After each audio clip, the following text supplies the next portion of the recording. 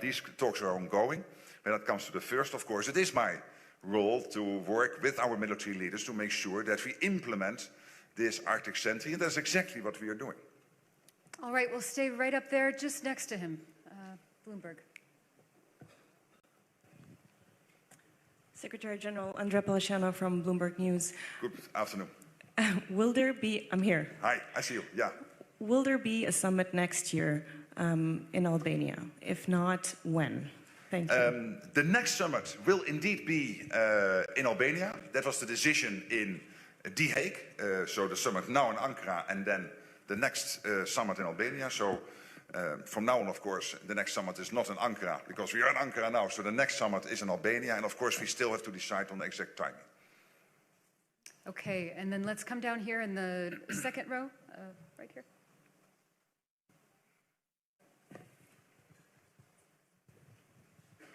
Thank you, Mr. Secretary General. Hi.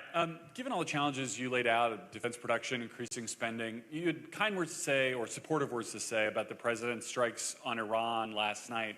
If that conflict enlarges again, are you concerned at all that that could divert money, munitions, resources, attention from stopping the war in Ukraine?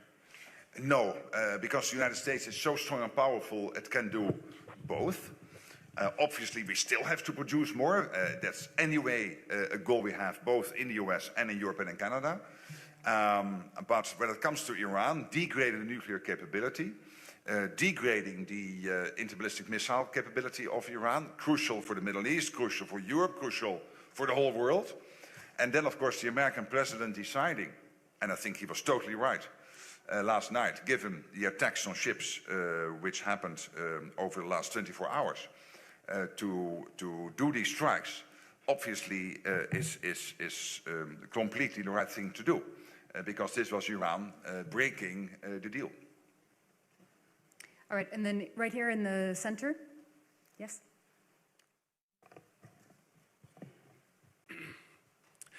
Sarsin Najer, Harici Medya.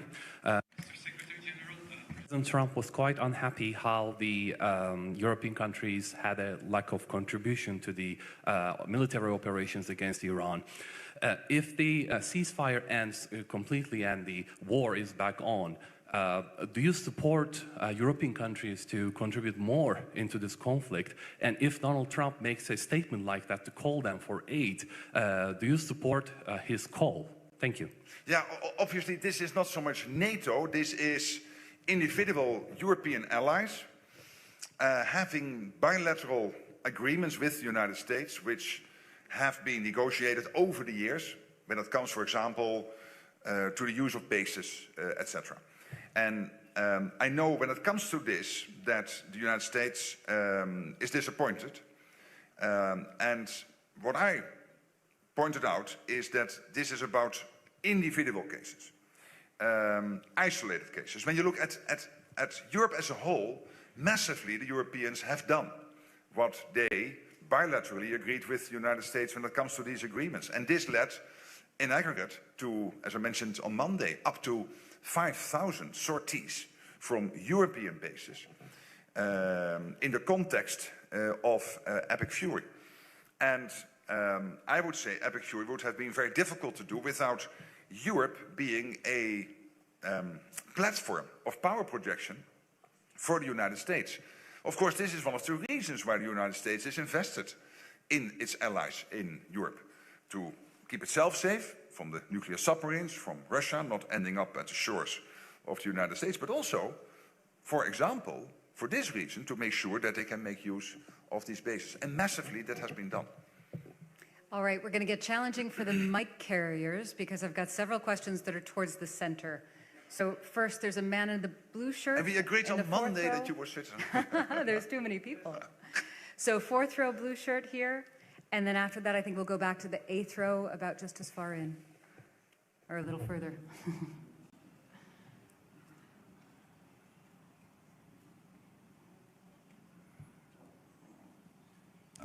Thanks for the opportunity.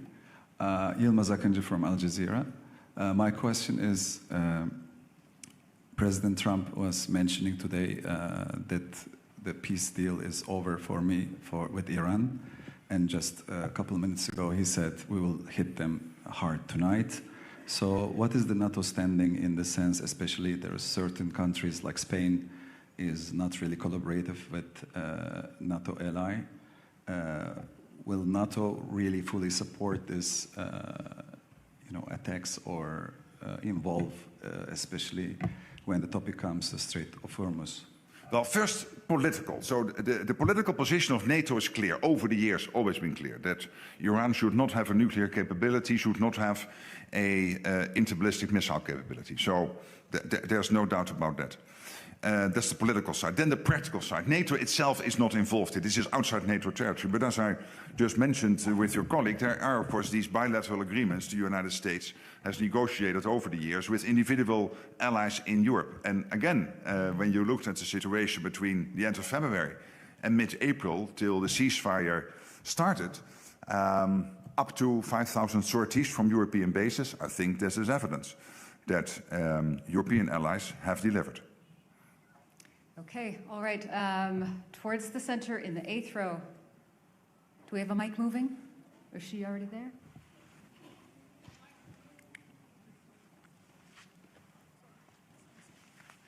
Yeah, you have to look at her. She decides.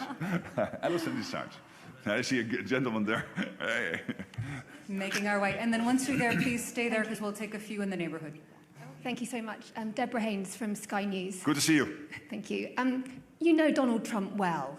Can you just give a sense from your perspective, do you think that he is more committed and more enthusiastic about NATO and NATO membership now than he was a year ago, given all the allies have done in terms of ramping up defence spending? Or are you seeing that these outbursts against the UK and others over failing to join the fight against Iran, his desire for Greenland, that actually he is as unhappy as ever before with NATO, maybe even more so? And can I just have a clarification from what you said earlier about Iran? Are you saying that that NATO actually would support the US militarily in terms of its operation in Iran? What I said is that Iran is outside NATO territory. NATO has a political position. You can also see that in the summit declaration that Iran should not get a nuclear capability, that the Strait of Hormuz should open up. And NATO has always taken the position that when it comes to the interballistic missile capability, Iran should not get its hands on it. But this is outside NATO territory, so this is individual allies navigating this with the United States. On your first question, I mean, I always felt that families, where sometimes you have heart-to-hearts and sometimes you fight each other a bit, are much stronger than families where you have, oh, let's not disagree and let's keep things nice and unity. That's a bit fake, I always felt. I love it when sometimes between friends you can fight each other because it makes you stronger. And President Trump is not a person which keeps his views to himself. So on two issues, he was very clear. One is that Europe had to step up, and this had to do with NATO. He was committed to NATO, he is committed to NATO. But he said, hey, Mark, it's not a fair deal. How can it be that you have 600 million people living in Europe, the richest part of the world, big economies like Germany and the Netherlands and Italy and France and all the other nations together defending, of course, including with the US against 140 million Russians, and then you're overly dependent on the United States. That's not fair. And he's right. And that's what we settled in The Hague. I think that was his leadership, extremely important. So committed to NATO, but also expecting us all to do more. And when it comes to Iran, clearly he was disappointed. What I pointed out again is this is about isolated cases, massively. Europeans have done what you, the United States, bilaterally negotiated with the European countries. Okay, this man here, yes, please. Yeah, hey, Rasmus Reineborg from the Danish news agency. Yes, hi. Danish news agency Ritzau. Mark, you sit next to Donald Trump in moments where he talks about conquering Greenland, talks about lashing out at allies like Spain, starting trade wars, things that it doesn't seem like the old Mark Rutte would approve of. Does this have any effect on your self-respect when you sit next to him like that and say nothing? You know, what I always do is acknowledge when praise is due, and I think we should praise Donald Trump for the fact that NATO is so much stronger. Of course, it has to do with the Russian threat, it has to do with the war in Ukraine, but it very much also has to do with President Trump delivering now what since Eisenhower the United States tried to achieve, equalizing spending between the US and Europe. And it makes Europe stronger. It makes Europe more relevant for the United States as a partner. So that is the transformative character of this summit, of what happened in The Hague, the implementation since The Hague, this summit as a point in time where we take stock, and I think that's extremely important. And when it comes to Greenland, I already explained, we had a meeting in Davos, and I said, I agree with you when it comes to Russia, when it comes to China, gaining access to the High North, but let's do this together. We have NATO for this, let's work together on this. This is exactly what we are doing. Okay, we have very little time and still lots and lots of questions. So the woman who's standing here. Thank you very much. Thank you, Secretary General. Yes, hi. Mel Akan from the Epoch Times, New York-based media outlet. I have a question on Russia. Russia is facing energy crisis, fuel shortages. The entire country is facing gasoline shortages. How do you see this impacting the war in Ukraine? And do you ask or do you expect President Trump to impose more sanctions on Russia? Well, clearly, Ukraine is very successful in hitting the energy infrastructure in Russia. In Omsk yesterday, they claimed, and I think the Russians almost, well, I have this from the media, so I didn't get this confirmed from other sources, but I guess you reported this correctly, some of you did, at least yesterday, that they have been successful in striking deep into Russia, which was one of the biggest refinery plants in Russia. And this is part of a pattern over the last 2 months, where the Ukrainians are more and more successful in hitting the vital energy infrastructure in Russia. This is having an impact on people driving cars, ending up at the gasoline stations. There was news yesterday that they had to put out mobile toilets because people had to wait all night for gasoline. Well, I can assure you one thing as a politician. In the 16th, 17th century, you had to make sure there was enough bread. In the 21st century, you have to make sure there's enough gasoline. Your voters don't like it if they cannot fill up their cars. And of course, this is having an impact on the Russian economy. At the same time, you have a Russian president which is willing to sacrifice up to 35,000 of his own young men in this crazy war against Ukraine, totally unprovoked.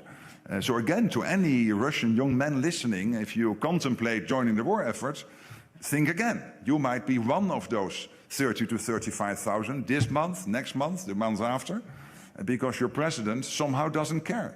He is willing to sacrifice you. So this is what is happening. And I know that the US and the European Union, sanctions is not NATO, but the EU and European countries and the US and the United Kingdom are constantly coordinating when it comes to sanctions and to see what can be done. Okay, I think we have 2 more questions. So the man in the orange tie here in the 6th row.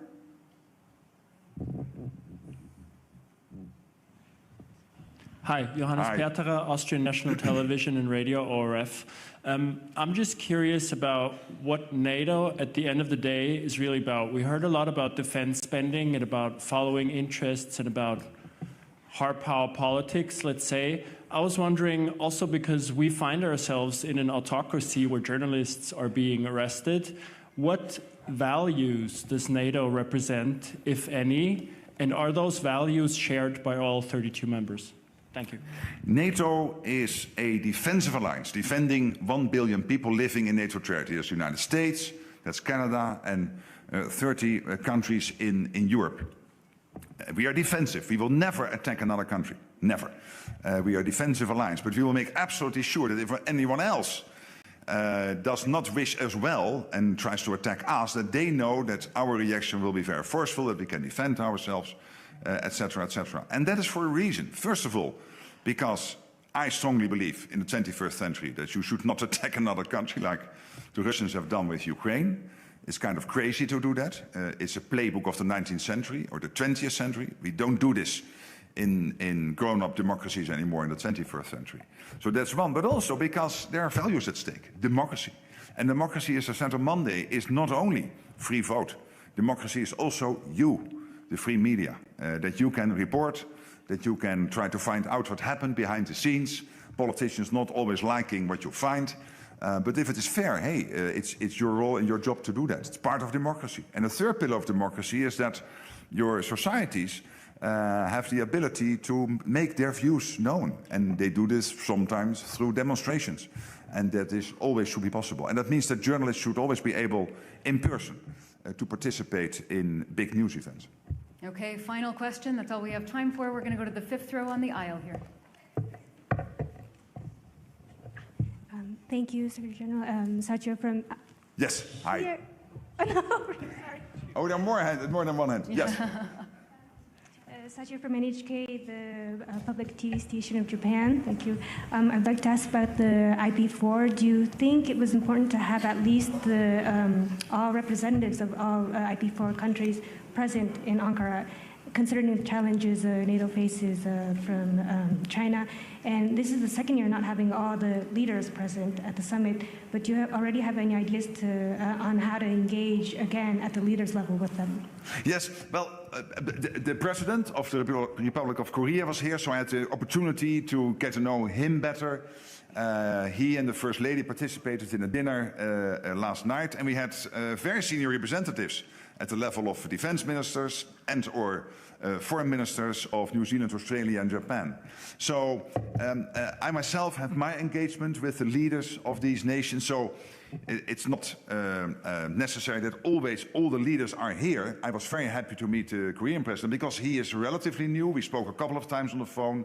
This gives the opportunity to get to know each other better, and I traveled myself last year to Japan, and I might do other trips to the IP4 countries in the future, because this is an important relationship. And we said yesterday it is important because this is about the acknowledgement that the two theaters, the Indo-Pacific and the Euro-Atlantic, are more and more interconnected. You cannot separate the two.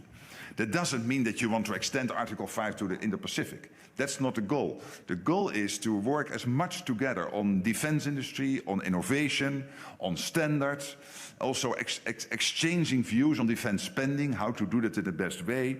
We have now experienced in NATO not to prescribe in detail how many tanks or how many fighter jets, but what should be the battlefield outcomes we want to achieve by each nation's contribution to the collective defense. So this was a very useful discussion. I think we all felt it. Alison, there is one lady over there who really tried for some time. Is it okay if we do one more? One more. It's you, and then we stop. Because I think there are other presidents and prime ministers also wanting to address you and get your questions. Thank you so much for this opportunity. Ecem Toplar Haber Global TV. Anti-Turkey rhetoric continues to flow from Greece, which persists in its illegal militarization activities in the Aegean. Greek Prime Minister Mitsotakis stated, "My country still faces an open threat of war from Turkey." How are these statements by Greece received within the alliance? Thank you. Yes, well, I've said before, when it came to other issues, sometimes between allies, and that can always happen. We have an alliance of 32 nations, so there might be bilateral discussions, and then obviously, unavoidably, I will get the question, what is my view on this? But of course, I'm not a commentator. I'm there to maintain the unity, at least trying to do my best to maintain the unity of the alliance, and that means that when there are discussions or sometimes irritants between allies, that I do not comment in public, so that I can be behind the scenes, if necessary, if so wanted by any of the discussing countries, helpful. All right. Thank you so much. It was really great to see you on Monday, to see you today, earlier today. You're amazing. See you next time. Thanks. Thanks very much.